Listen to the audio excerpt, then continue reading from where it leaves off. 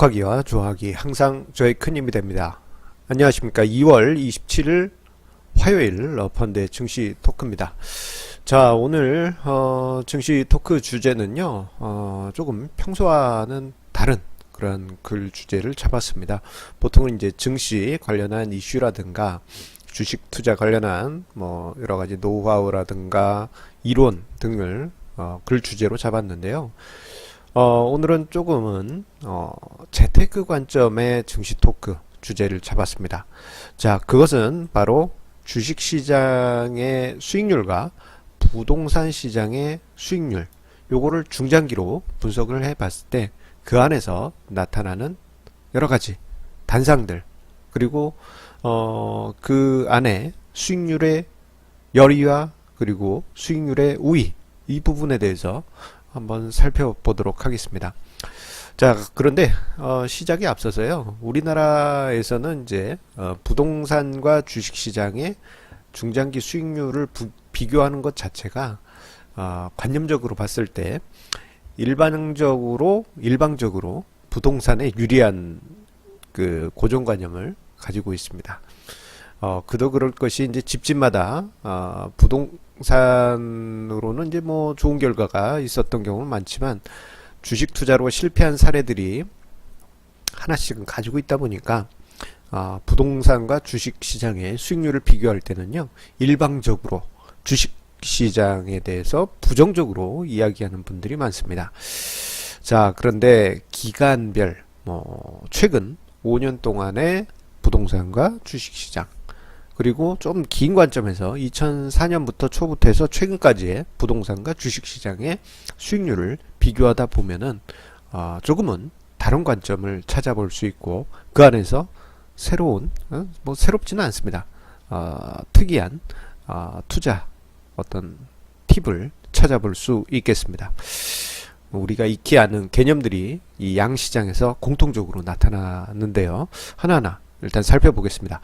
자, 일단 최근 5년 동안의 부동산 상승장 시기에 주식시장과 부동산 시장의 수익률을 한번 비교를 해보도록 하겠습니다. 자, 이 이야기를 드리기에 앞서서요,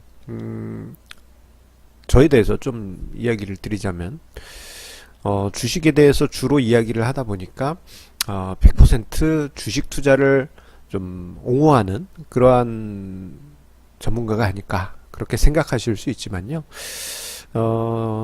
부동산 쪽에 대해서도 긍정론을 가지고 있습니다. 대략 7대3 정도 비율로 주식 쪽에 7 정도 긍정적으로 보고, 부동산 쪽에는 한 3 정도 비중을 두고 긍정적으로 보고 있습니다. 그렇기 때문에 양쪽 시장에 대해서 뭐 아주 한쪽으로 쏠리지 않는 그러한 시각을 가지고 있는데요. 종종 이제 부동산 시장에 대해서도 시장 조사를 하곤 합니다. 자, 2012년 어느 날, 그 당시 저는 서울 지역, 핵심 지역 중에 하나에 살고 있었습니다. 뭐 지금도 핵심 지역 중에 한 곳에 살고 있습니다만. 자, 그 당시 2012년 어느 날, 요 당시는요, 우리 부동산 사무소에 가보면요, 급매물들이 막 걸려 있었어요. 공인중개사 사무소마다 한 10개씩은 걸려 있었습니다. 그런데 2012년 어느 날부턴가 이게 하나씩 줄어들더니 2013년으로 넘어갈 쯤에는 이 급매물들이 아예 자취를 감췄습니다. 그리고 2013년 이후부터 해서 본격적인 이번 부동산 상승장이 시작이 되게 됩니다. 자, 그 즈음에 저 같은 경우는 이제 주변 지인들에게 한 10명 정도에게 조언을 했습니다. 그 중에 2명 정도만 그 시기에 매입을 했고, 1명 정도는 좀 뒤늦게 2016년 초에 돼서야 이제 좀 발등에 불이 떨어져서 그때야 매입을 하게 됐는데요. 요것만 보시더라도 제가 100% 주식적으로 오리엔트 되지는 않았다라는 하나의 증거라고 할 수 있겠습니다. 자, 그런데요, 그 시점에 제가 이제 10여 명에게 이제 집을 사야 될 처지에 있는, 해야 되는 상황에 있는 지인들에게 조언을 했을 때 거의 대부분 부정적으로 이야기를 했고, 그 중에 한 분은 조금 당혹스러운 답을 주시기도 했는데요. 그 당시에 집주인이 착해서 전세금을 안 올릴 거야라는 그렇게 생각하시는 분들도 있었습니다. 하지만 그 이후부터 해서 전세금 폭등하고 난리가 났죠. 자, 어쨌거나 이번 부동산 상승장은 그 시점 2013년부터 시작을 해서 2016년까지 이어졌다가 2018년, 17년 2개년도에 걸쳐서는 오버슈팅 단계에 들어와 있습니다. 5년간의 상승장이었죠. 자, 그렇다면 일단 우리가 이 5년 동안의 부동산 시장 상승률은 어땠는지 살펴보도록 하겠습니다. 자, 일단 결과부터 이야기를 드리자면요. 지난 5년 동안은 주가지수, 주식시장이 부동산 핵심 지역에 비해서는 좀 뒤처졌던 게 사실입니다. 자, 화면상의 자료는 KB국민은행 시세를 바탕으로 해서 핵심 지역 두 군데의 시세를 조사를 했는데요. 서울 서초구에 있는 반포 미도 아파트 2013년 중반부터 해서 최근까지의 가격 추이 와 그리고 대구의 강남이라고 할 수 있는 대구 수성구의 2013년 중반부터 최근까지의 우방 버머타운 아파트 30평형대 가격 추이를 조사를 해봤습니다. 그랬더니요, 서초의 반포 미도 같은 경우에는 같은 기간 82% 상승했고, 이는 연환산 13.7%, 그리고 대구 수성구의 우방 버머타운 같은 경우에는 5년 동안 108%, 연환산 17%라는 가격 상승률이 있었습니다. 엄청나죠? 그 기간에요, 종합주가지수가 33% 상승해서 연복리로는 6.3%의 상승률을 보였는데, 은행이자보다는 훨씬 높은 성과이긴 했습니다만, 워낙에 핵심 지역의 부동산 가격이 상승이 컸다 보니까 상대적으로 좀 초라한 부분이 있고요. 그리고 서울의 그 아파트 실거래가 지수, 전체 이제 지역의 실거래가 지수죠. 같은 기간에 40% 상승을 해서 연복리 7.5% 상승률을 보였는데요. 요것과 비교하더라도 주가 지수가 조금 아쉬운 감이 지난 5년간 있었던 것이 좀 부인할 수 없는 부분이긴 합니다. 여기에 이제 갭 투자라든가 혹은 거주를 하기 때문에 얻는 그 만족감을 수익률로 표현할 수는 없지만 그런 것도 수익률로 생각해야 됩니다라고 이런 것까지 따지면요, 지난 5년간은 주식시장이 성과가 있긴 했지만 부진했던 것이 부인할 수는 없습니다. 아이고, 가슴이 아프네요. 하지만 자, 우리가 이제 시계열을 늘려가지고요, 2004년 초부터 해서 현재까지로 한번 보도록 하겠습니다. 이렇게 이제 시계열을 늘리면 혹시 이게 편파 판정이 있는 거 아니냐, 그렇게 생각하실 수도 있어요. 왜냐면은 지난 5년간은 부동산 시장이 우위에 있었기 때문에 이걸 억지로 껴맞추려는 거 아니냐, 그렇게 생각하실 수 있지만요, 2004년부터 해서 최근까지 보면요, 그 중간에 2006, 7년에 부동산 마지막 랠리가 아주 가파르게 있었어요.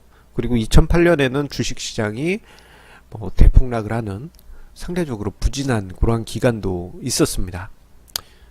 그러니까 서로에게 기간으로 따져보면 부동산, 주식 양 입장에서는 불리하지도 유리하지도 않은 입장이란 것이죠. 자, 그렇게 해서 조사를 해봤더니요, 재밌는 결과가 나왔습니다. 제가 그걸 막대 도표로 준비를 해봤는데요. 자, 지금 이 파란색 선이 2013년부터 해서 최근까지 연환산 수익률, 그리고 빨간색 막대가 2004년 초부터 해서 최근까지의 연환산 수익률입니다. 그런데 자, 반포미도 같은 경우에는 상승률이 2004년 초부터 해서 최근까지 높게 나타나긴 했어요. 지난 5년간 82%였지만 2004년 1월부터 치면 159%로 어이구, 엄청나게 높긴 높죠. 하지만 연환산 수익률로는 7%로 낮아지게 됐고요. 그리고 대구 범어동 아파트도 최근에 100% 넘는 상승률로 연환산 17%였지만 2004년부터 14년간 보게 되면은 160%로 높긴 높습니다만 이를 연환산 수익률로 바꿨을 땐 7%로 낮아지게 됩니다. 이에 반해서 종합주가지수는 같은 기간에 848포인트에서 2400포인트까지 183% 상승해서 연 7.7% 상승을 했습니다. 지난 5년간 6.3%에 비해서 1%포인트 이상 높아진 것이죠. 자, 여기서 보여드리고 싶은 거는요, 단기적인, 이게 뭐 5년이 좀 단기라고 보긴 좀 어렵습니다만, 일정 기간은 뭐 부동산이 앞설 수도 있지만, 좀 더 먼 기간으로 보게 되면은, 부동산 시장도, 주식 시장도, 일방적으로 앞서는 기간은 한정될 수밖에 없다라는 것을, 요 자료를 통해서 우리가 다시 한번 생각을 해 볼 수 있습니다. 자, 그런데 여기서 잠깐 우리가 생각해 봐야 될 게, 이렇게 길게 시계를 늘려서 봤을 때 부동산 수익률이 부동산 수익률, 여기서는 연환산 수익률입니다. 연환산 수익률이 최근 5년과 달리 14년 이상 이렇게 봤을 때 왜 7% 수준으로 낮아졌느냐? 그것도 유력 단지가요. 그거는 부동산 시장 참여자들이 2008년에서 12년에 있었던 침체기를 망각하고 있기 때문입니다. 요 당시를 그냥 지워버리시더라고요. 보통 그 시기 때 집주인들은 그 역전세난 때문에 마음고생 많이 했고요. 그리고 집을 팔고 싶어도 팔리지가 않아서 호가를 낮추었고, 심지어는 국민은행 시세의 최저가보다도 투매해서야만 팔릴 수 있었던 그러한 케이스들도 지역별로, 아파트 단지들별로 많이 있었습니다. 그리고 뭐 2008년 같은 경우, 지금은 이제 대구 지역이 정말 화려하게 비상했습니다만, 2008년에 가을인가 겨울 어느 날 제가 이제 대구에 어디 상가집에 내려갔다가 서울로 올라오는 길에 우연히 유명한 아파트 브랜드 이 땡땡땡땡 아파트 단지가 있는데, 그래도 브랜드가 있으니 어느 정도 분양이 돼야지 않을까라고 생각했는데, 그때 당시 아파트동 하나를 꽉 채울 정도의 현수막이 걸려 있었습니다. 미분양 물량, 잔여 물량, 급매 뭐 이런 식으로 있었어요. 그게 아직도 제 기억 속에 생생하게 남아 있습니다. 하지만 부동산을 수익률을 계산할 땐 이상하게 그 시기를 지우고 계산하시거나 잊고 생각하시는 분들이 많이 있습니다. 이게 어떻게 보면 부동산에, 우리나라 가계자산의 70% 이상이 있기 때문에 그런 면이 있을 겁니다. 자, 어쨌거나 우리가 여기까지 보면은 이제 주가지수와 핵심 지역의 부동산 가격을 이제 시계열을 5년 그리고 14년으로 해서 비교를 한 건데요. 자, 좀 더 다른 관점을 넣어서 생각을 해보겠습니다. 여기서 가치 투자하고 자산 배분 전략을 추가했다라고 생각을 해보겠습니다. 자, 주가지수랑 비교한 부분은 앞서 도표에서 언급을 드렸고요. 자, 우리가 저 같은 경우에는 가치 투자를 지향하고 있기 때문에 가치 투자 수익률을 주가지수와 그리고 핵심 지역 부동산과 비교를 종종 하기도 합니다. 자, 2013년 중반부터 해서 최근까지를 보게 되면요. 요 지금 가치 투자 결과는 연구형 제 가치 투자 전략에 더하기 자산 배분 전략을 혼합한 그 수익률입니다. 지난 5년간 보면은 연환산 11.7% 수익률이었는데, 요게 이제 핵심 지역의 수익률보다는 좀 뒤처졌던 게 사실입니다. 그래서 좀 아쉬움이 있지만, 더 긴 관점에서 보면 14년, 2004년 초부터 해서 최근까지 보게 되면요, 가치 투자의 성과는 다른 어떤 투자처보다도 압도적인 성과를 보였습니다.